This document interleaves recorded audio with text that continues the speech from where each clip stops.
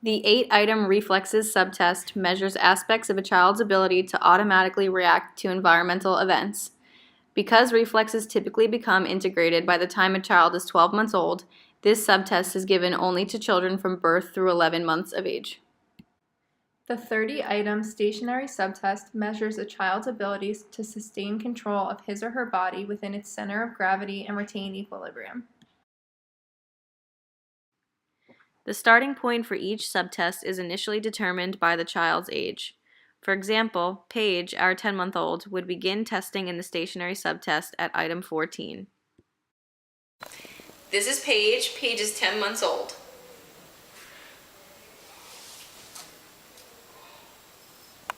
For item 14 of the stationary subtest, sitting, Paige scored a 0 out of 2 on 3 trials because she was unable to sit supported for 30 seconds.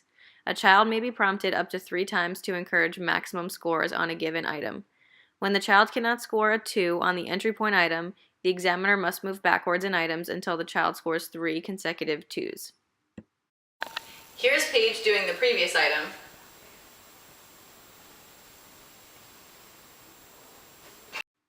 For item 13 on the stationary subtest, pulling to sit, Paige was able to score a 2 because she pulled up to the sitting position. This is Paige completing the previous item.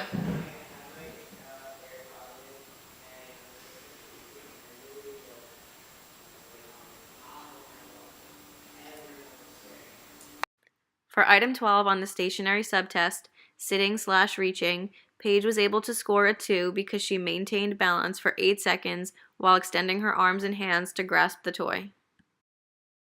This is Paige completing the previous item.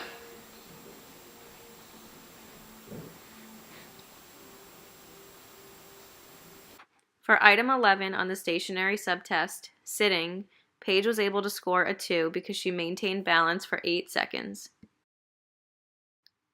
Paige was able to score 2s on items 13, 12, and 11 in that order.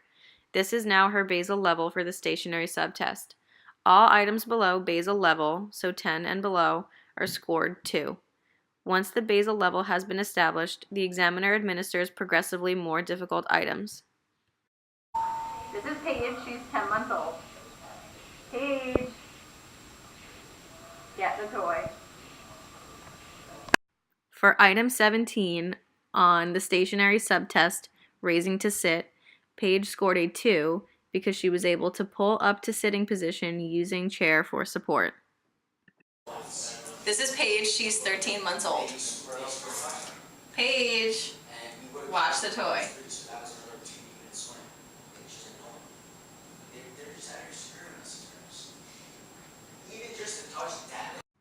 For item 19 on the stationary subtest, kneeling, Paige scored a 2 because she was able to maintain balance for 5 seconds while rotating her head. This is Nicole. She's 57 months. I'm going to move my arms and I want you to copy the movements.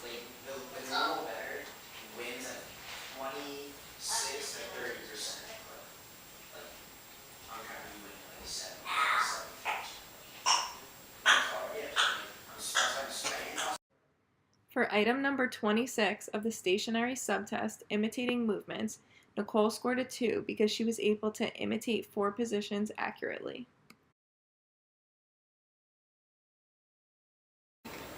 This is Nicole. She's 60 months old.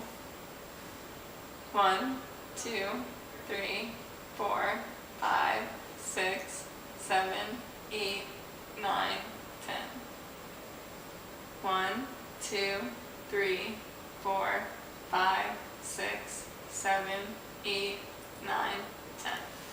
Put your hands on your hips and then stand on one leg and then the other like I did. 1, 2, 3, 4, 5, 6, 7, 8, 9, 10. 1, 2, 3, 4, 5, 6, 7, 8, 9, 10. For item number 27 on the stationary subtest, standing on one foot, Nicole scored a 2 because she was able to stand on each foot with hands on hips and without swaying more than 20 degrees for 10 seconds. The examiner administers progressively more difficult items until a ceiling is established. The ceiling level is established when a child scores a 0 on each of 3 items in a row within a subtest. This is Nicole. She's 59 months.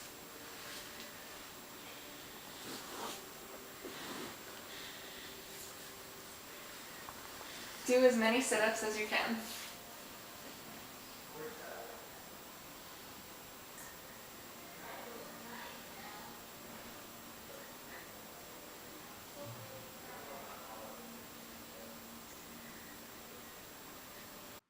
For item 28 on the stationary subtest, sit-ups, Nicole scored a 0 after 3 trials because she failed to complete any sit-ups for all 3 trials. This is Nicole doing the following item.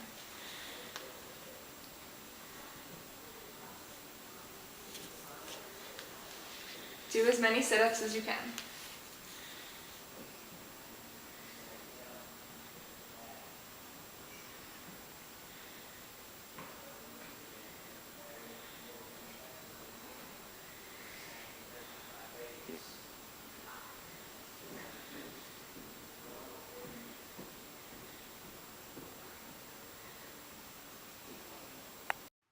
For item 29 on the stationary subtest, sit-ups, Nicole scored a 0 for all 3 trials because she was unable to complete less than 3 sit-ups. This is Nicole doing the following item.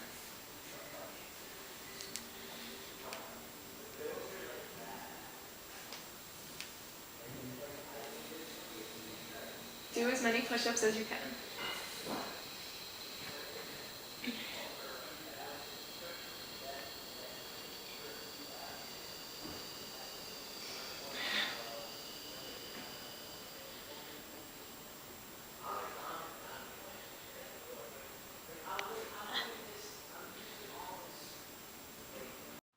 For item number 30 on the stationary subtest, push-ups, Nicole scored a 0 for all 3 trials because she was unable to complete less than 4 push-ups for all 3 trials. Nicole scored 0s on items 28, 29, and 30 in that order. This is now her ceiling level for the stationary subtest. All items above the ceiling, so items 31 and above, are scored 0. After the ceiling has been established, testing is discontinued for this subtest. The 89-item locomotion subtest measures a child's ability to move from one place to another. The actions measured include crawling, walking, running, hopping, and jumping forward. Okay. This is Nicole. She's 7 months old.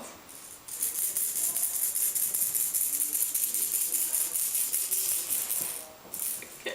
Take you back on your back.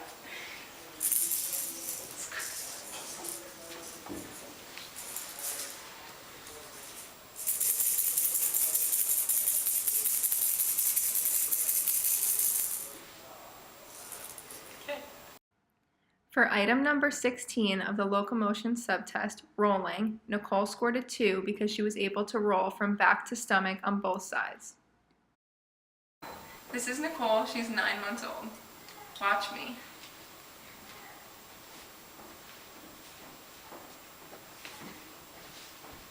Scoot like I did and get the toy.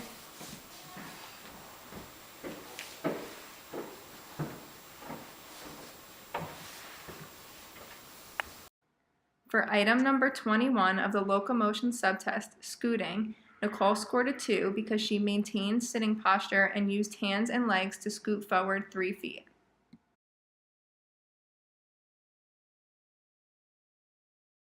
This is Paige. She's 24 months old. Jump down.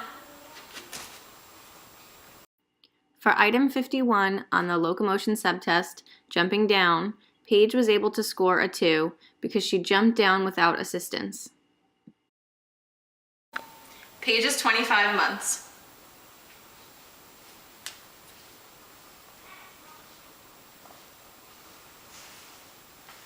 Walk backward like I did.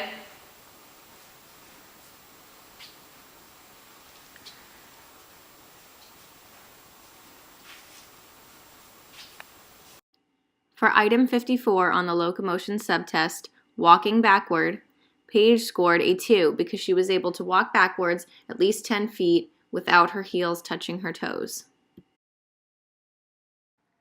The 24-item object manipulation subtest measures a child's ability to manipulate objects. Examples of the actions measured include catching, throwing, and kicking. Because these skills are not apparent until a child has reached the age of 11 months, this subtest is only given to children aged 12 months and older. This is Paige. She's 13 months old. Roll the ball to me. For item 2 of the object manipulation subtest, rolling ball, Paige scored a 2 because she was able to roll the ball 3 feet forward using arm and hand contact. This is Paige. She's 15 months old.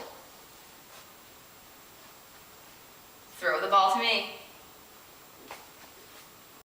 For item 5 of the object manipulation subtest, throwing ball, Paige scored a 2 because she was able to throw the ball while extending her arm at the shoulder and elbow and maintained her balance. This is Nicole. She's 51 months old. Catch the ball.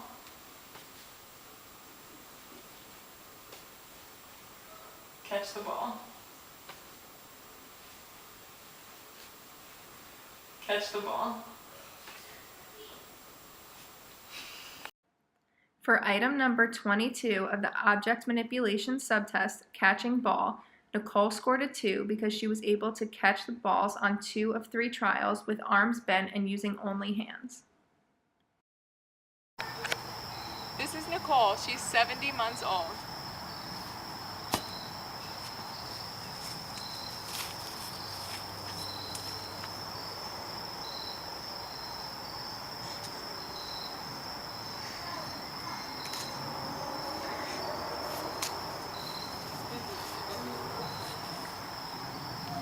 Kick the ball like I did.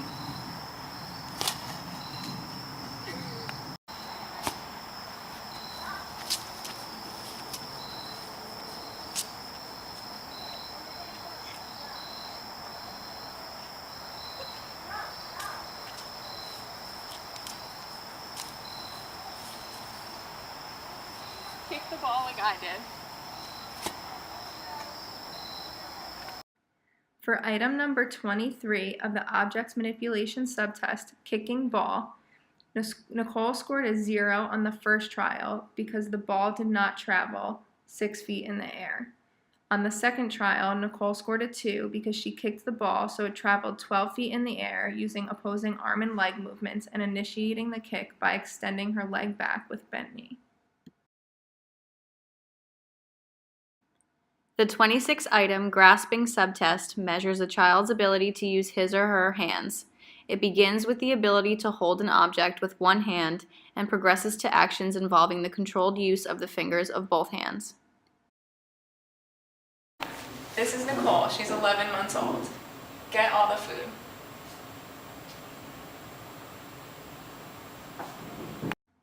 For item number 18 of the grasping subtest, grasping pellets, Nicole scored a 2 because she was able to grasp 1 or 2 pellets with the pad of her thumb and pad of index finger, hand, wrist, and arm off the table. This is Nicole. She's 13 months old.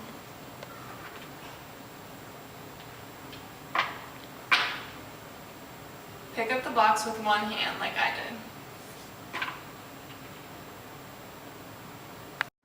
For item number 20 of the grasping subtest, grasping cubes, Nicole scored a 2 because she was able to grasp both cubes with one hand and hold them for 3 seconds. Paige is 50 months old. Make a mark.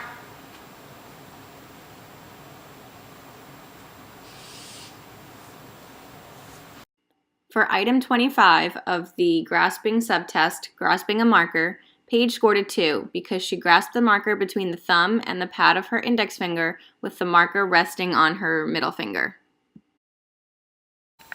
Paige is 53 months old. Touch like I did as fast as you can.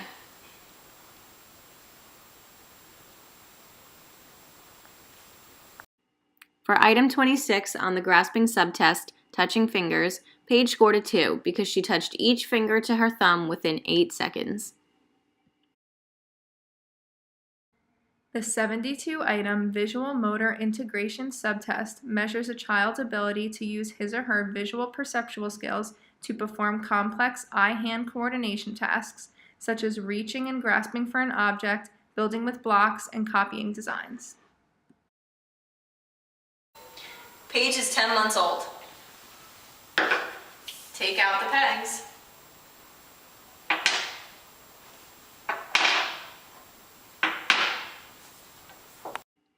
For item 24 of the visual motor integration subtest, removing pegs, Paige scored a 2 because she was able to successfully remove 3 pegs. Paige is 12 months old.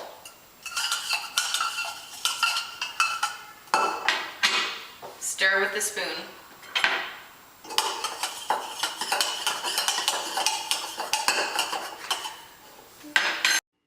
For item 30 of the visual motor integration subtest, stirring spoon, Paige scored a 2 because she was able to stir the spoon in the cup. Nicole is 50 months old. Draw a square.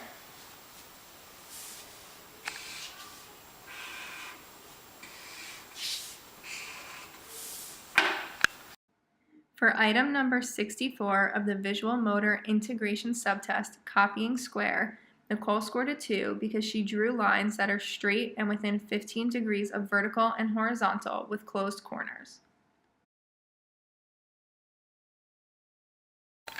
This is Nicole. She's 54 months.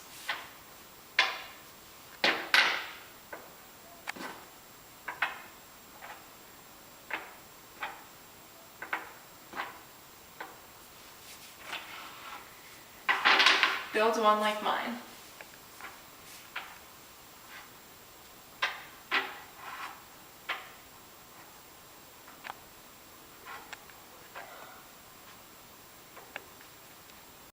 For item number 69 of the visual motor integration subtest, building pyramid, Nicole scored a 2 because she was able to build the pyramid as illustrated.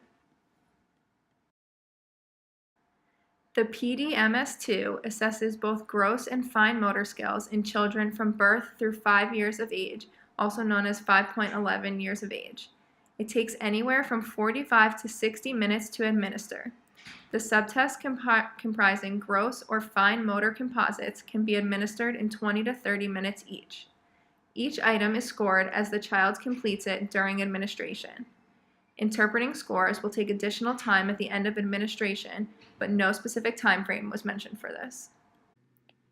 Content validity for the PDMS-2 has been supported for all test items through both qualitative and quantitative analyses. There is also excellent construct validity for children ages birth through 72 months and excellent construct correlation between gross motor and fine motor components. Finally, the subtest constructs are strongly related to age. This means that their means become larger as the child grows older, and this demonstrates the developmental nature of the subtest contents. For the PDMS-2, there is excellent test-retest reliability for all ages and quotients except for the fine motor quotient in children ages 2 through 11 months, which has adequate test-retest reliability. There is also internal consistency and excellent inter-rater reliability for all subtests and composites. Overall, the PDMS-2 has been found to have consistently high reliability, therefore test error is minimal, and administrators should have confidence in the results.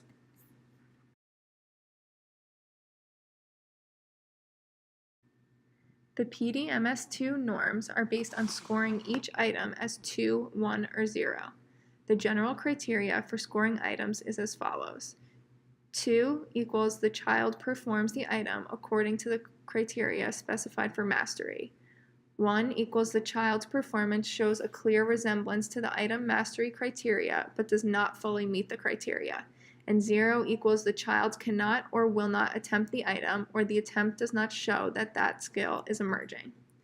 Clear explanations of the 3 criteria for every item are provided in the Guide to Administration and the Examiner Record Booklet.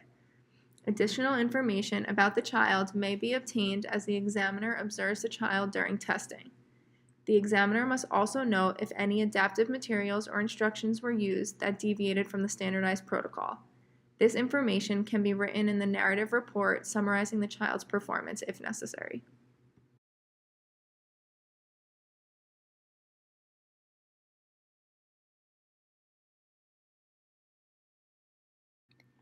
Section 1 of the profile and summary form is used to indicate the child's name, date tested, date of birth, chronological age, prematurity adjustment corrected age, and age in months. The prematurity adjustment correction is not used once the child reaches the 24-month mark. Section 2 of the profile and summary form, record of scores, is where the examiner records the raw score, percentile, age equivalent, and standard score for each subtest. The raw scores are recorded first. The raw score is the total points accumulated by the child on a subtest. Because the level of difficulty for items on different subtests vary, raw scores have little clinical importance. The value of raw scores is generally limited to research purposes. Christopher's raw scores are 34 for the stationary subtest, 94 for the locomotion subtest, 12 for the object manipulation subtest, 39 for the grasping subtest, and 80 for the visual motor integration subtest. Age equivalents are recorded second and correspond to the raw scores found in Appendix C. Age equivalents for the PDMS-2 are called motor ages. American Psychological Association and others have advocated to discontinue the use of age equivalents, but they are currently mandated by many educational agencies and school systems. Ages are also something that parents, IEP teams, and intervention staff can all understand.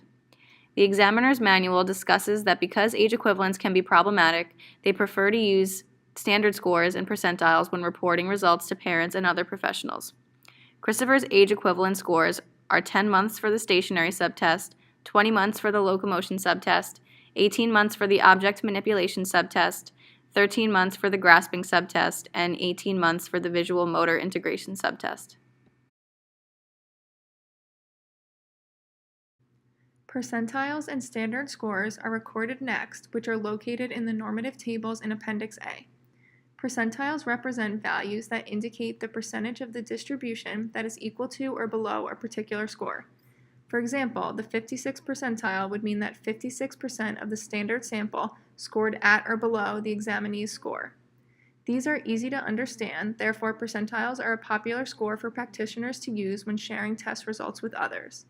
It is important to note that the distance between 2 percentile ranks becomes greater as those ranks are further from the mean or average. Christopher's percentile scores are 9th percentile for the stationary subtest, 25th percentile for the locomotion subtest, 16th percentile for the object manipulation subtest, 16th percentile for the grasping subtest, 9th percentile for the visual motor integration subtest. Standard scores are reported next.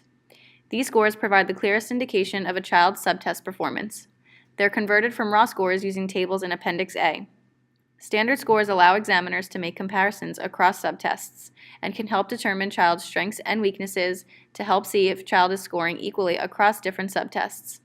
Table 4.2 in the examiner's manual can be used for a description of the standard scores and a percentage of the population included in a bell-shaped distribution. Christopher's standard scores are 6 for the stationary subtest, 8 for the locomotion subtest, 7 for the object manipulation subtest, 7 for the grasping subtest, and 6 for the visual motor integration subtest. Next, composite quotients are determined. These are the most reliable scores of the PDMS-2. They include the gross motor quotient, fine motor quotient, and total motor quotient. In order to determine the quotients, add subtest standard scores and convert the sum to a quotient using Appendix B. Table 4.3 in the examiner's manual serves as a guide to interpreting the composite scores and provides a description of the score and the percentage of the population included in a bell-shaped distribution. Composite quotients can help diagnose strengths and weaknesses in motor development. These tend to be highly reliable because they are made up of several representative subtests rather than just one. Quotients indicate a child's ability relative to gross motor, fine motor, and total motor development. The gross motor quotient is derived from the reflexes, stationary, and locomotion subtests for children less than 1 year old, and from the stationary, locomotion, and object manipulation subtests for children 1 through 5 years of age. The gross motor quotient measures a child's gross motor development. In other words, it's the ability to use large muscle systems to react to environmental changes, assume a stable posture when not moving, move from place to place, and catch, throw, and kick balls. Higher scores suggest well-developed gross motor abilities, while lower scores may suggest weak movement and balance skills. Christopher's sum of standard scores for the gross motor composite is 21, and his gross motor quotient is 81, which is in the 10th percentile. The fine motor quotient is derived from the grasping and visual motor integration subtests for all children. The fine motor quotient measures a child's fine motor development. In other words, the ability to use his or her fingers, hands, and to some extent arms to grasp objects, stack blocks, draw figures, and manipulate objects. High scores suggest well-developed fine motor abilities, and low scores may suggest weak grasping and visual motor integration skills. Christopher's sum of standard scores for the fine motor composite is 13, and his fine motor quotient is 79, which is in the 8th percentile. The total motor quotient is found next. It comprises quotient scores of the gross motor quotient and fine motor quotient for all children. It is probably the best estimate of overall motor abilities. Christopher's sum of standard scores for the total composite is 34, and his total motor quotient is 78, which is in the 7th percentile.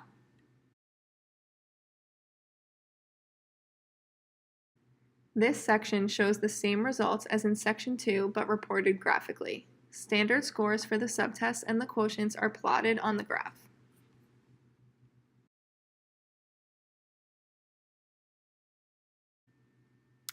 The profile of item mastery is Section 4 on the summary form. Each item is placed in the chart based on the age in months when 50% of the normative sample demonstrated mastery of the skill. The examiner places a check on the line beside each item in which the child scored a 2. Each skill the child has mastered is plotted in this way. Then the examiner shades the entire vertical column that corresponds to the child's age in months. This shows a visual display of motor skills that the child has mastered, his or her strengths and weaknesses, and how he or she compares to the performance of the normative sample. This section provides additional space for the examiner to record referral information and any recommendations.